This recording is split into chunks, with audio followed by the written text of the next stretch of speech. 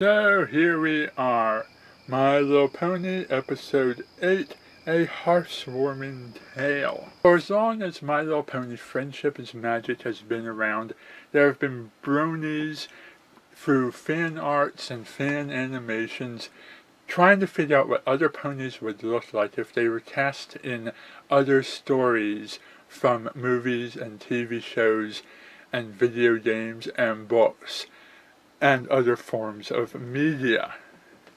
People have looked at a wide range of different stories, all sorts of pony stories, not just certain ones, but not limited to, but including Red Riding Hood, Star Wars, Wizard of Oz, Pokemon, and of course A Christmas Carol. And now it's Hasbro's chance to do what the fandom has been doing for so many years and imagine the ponies cast as characters from another story. And how will they do it? Will this be something good or something bad? Some people want to see a story retold with ponies and all of the characters going scene for scene exactly what happened in that other story.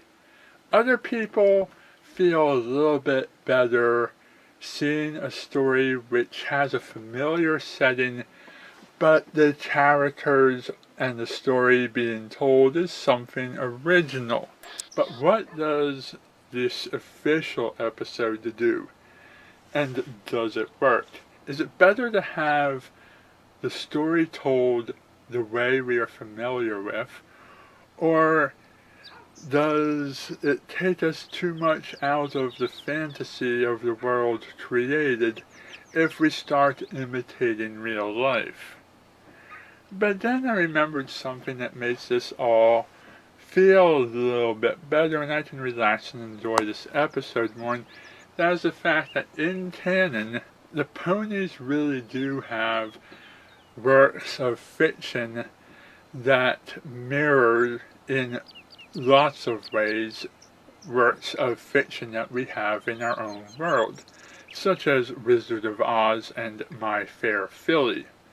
And while I was afraid that this would be received the same way as the My Little Pony Christmas CD, start speeding up as colors start to show, streaming through our mains, the higher up we go, even faster still, faces fearing doom, what fun it is to fly and sing as we sonic rain boom.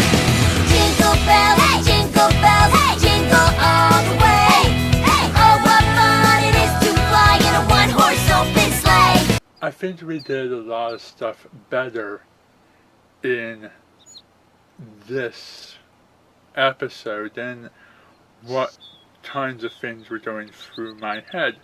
The plot of this story is almost basically ponies doing A Christmas Carol. It starts off in modern times, seeing tons and tons of background ponies and new ponies, all of which were fun to spot as they go about doing Christmas stuff. We enjoy the celebration up until we get to the point when Starlight Glimmer isn't enjoying the celebration. To lift her spirits, Twilight reads a story, and then we are teleported into the story from this point out. And like with the first heartwarming episode that the ponies did, each of the main sets and Starlight Glimmer and all of the other ponies are all playing as characters in the story, as opposed to drawing new pony designs to fill these roles.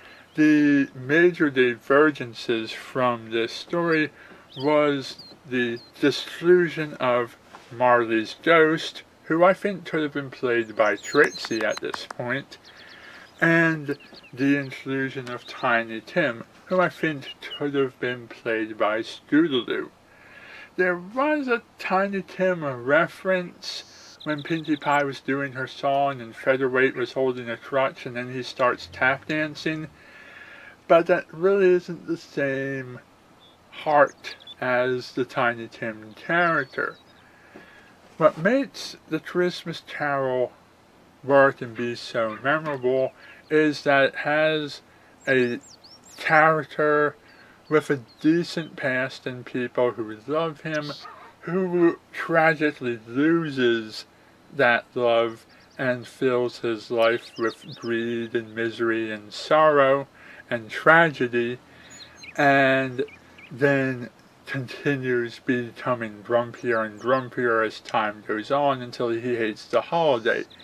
Then he sees a warm, loving family that's emotionally attached to one of the family members, and then gets teleported into the future where the people he cares about have died off tragically, and where he himself is also not just dead, but completely unloved, unknown, unappreciated, and unattended. Without the death, there's no tragicness, no heart, no sorrow to the story. It's just a series of songs and events that could have used a little more backstory to bring the feels into the characters and really make it work. And it's not an excuse either of us having a limited amount of time and not having time to tell the story and needing all of those songs. It's more or less the concept of all of these songs, as nice as they were, taking up time away from what could have been backstory, and perhaps My Little Pony thinking that little children don't want to deal with death, perhaps. But if that's the case, it doesn't hold up either, because Disney with Mickey Mouse did the exact same story a lot better.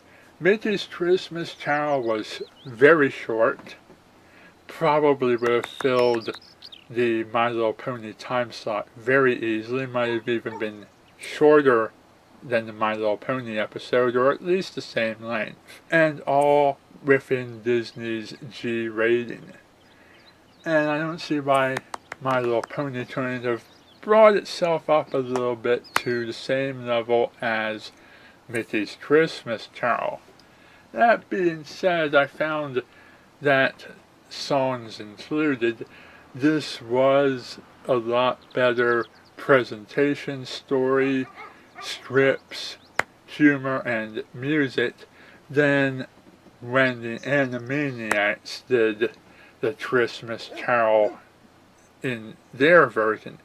The Animaniacs Christmas Carol was oh so short, full of songs, used a lot of the same jokes, and did the whole thing without dealing with death. But the Animaniacs didn't really bring themselves up to the Mickey Mouse level either. And I think My Little Pony Source went a few steps beyond what Animaniacs did at the time. Where this falls in the top 10 best Christmas Carol variants ever is a subject for another time. This episode had a ton of background pony appearances from both our old favorites, not just the main background 6, but a lot of other favorite background ponies, a few unexpected appearances, and a good number of new background ponies, or at least background ponies who I haven't seen before. And I hope more of these background ponies get used as the series goes on, because there are some interesting new faces I'd like to see again. The names of the ponies that were in this I thought were a bit on the lazy side. Rainbow Dash's character was called Snow Dash. Fluttershy's character was called Flutter Holly.